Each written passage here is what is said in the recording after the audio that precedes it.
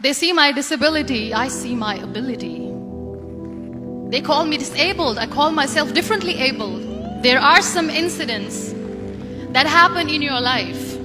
Those incidents break you, deform you, but they mold you into the best version of you. And the same thing happened to me. I was 18 years old when I got married. My father wanted me to get married. And all I said was, if that makes you happy, I'll say yes. And of course, it was never a happy marriage. Just about after 2 years of getting married, I met a car accident. Somehow my husband fell asleep and the car fell in the ditch. He managed to jump out, saved himself. I'm happy for him. But I stayed inside the car and I sustained a lot of injuries. The list is a bit long, don't get scared. The wrist was fractured. Shoulder bone and collarbone were fractured. My whole rib cage got fractured. And because of the rib cage injury, lungs and liver were badly injured. I couldn't breathe. I lost urinary bowel control. That's why I have to wear the bag wherever I go. 3 vertebrae of my backbone were completely crushed. And I got paralyzed for the rest of my life. I finally ended up in a hospital where I stayed for 2.5 months. I underwent multiple surgeries. One day, doctor came to me and he said, well, I heard that you wanted to be an artist, but you ended up being a housewife. I have a bad news for you. You won't be able to paint again because your wrist and your arm are so deformed, you won't be able to hold a pen again. Next day, doctor came to me and said, your spine injury is so bad, you won't be able to walk again. Because of your spine injury and the fixation that you have in your back, you won't be able to give birth to a child again. That day, I was devastated. I asked my mother, why me? And that is where I started to question my existence. Why am I even alive? And that is where I realized that the words have the power to heal the soul. My mother said to me, this too shall pass. God has a greater plan for you.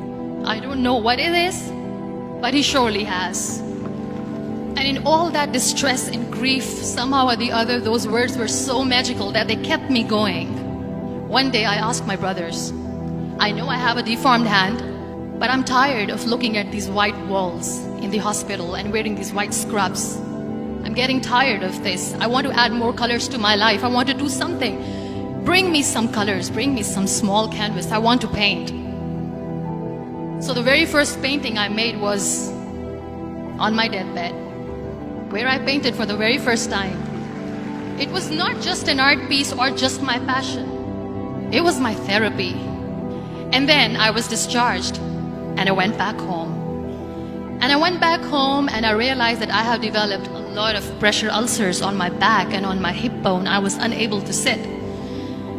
There were a lot of infections in my body, a lot of allergies. So doctors wanted me to lie down on the bed straight for not 6 months, for not 1 year, for 2 years.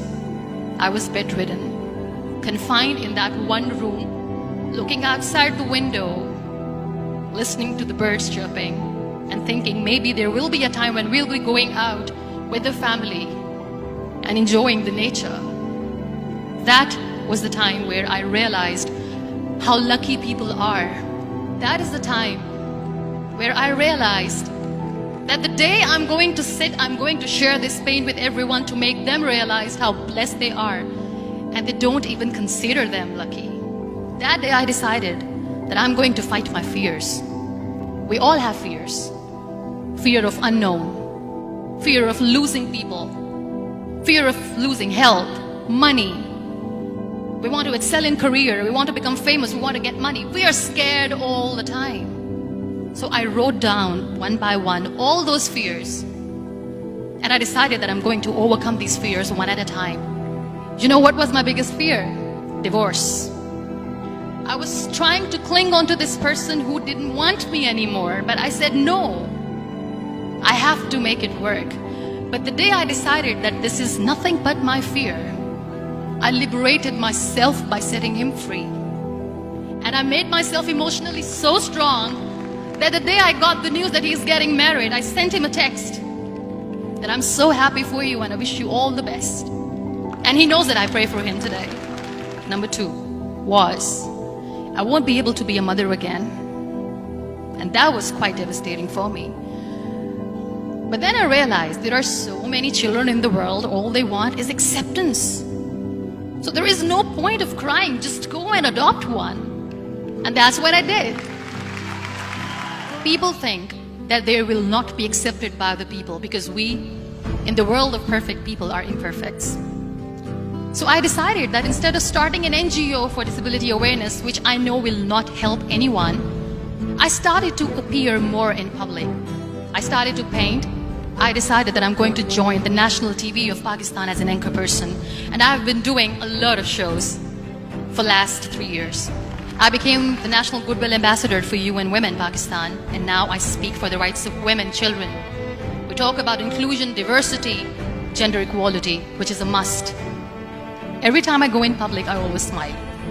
It's always a big toothy smile on my face. And people ask me, don't you get tired of smiling all the time? What's the secret? I always say one thing, that I have stopped worrying about the things that I have lost, the people that I have lost.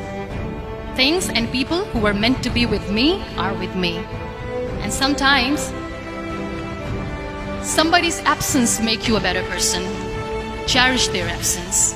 It's always a blessing in disguise. Live your life fully. Accept yourself the way you are. Be kind to yourself. Be kind to yourself. I'll repeat, be kind to yourself, and only then you can be kind to others. Love yourself and spread that love. Life will be hard. There will be turmoils, there will be trials, but that will only make you stronger. So when you accept yourself the way you are, the world recognizes you. It all starts from within.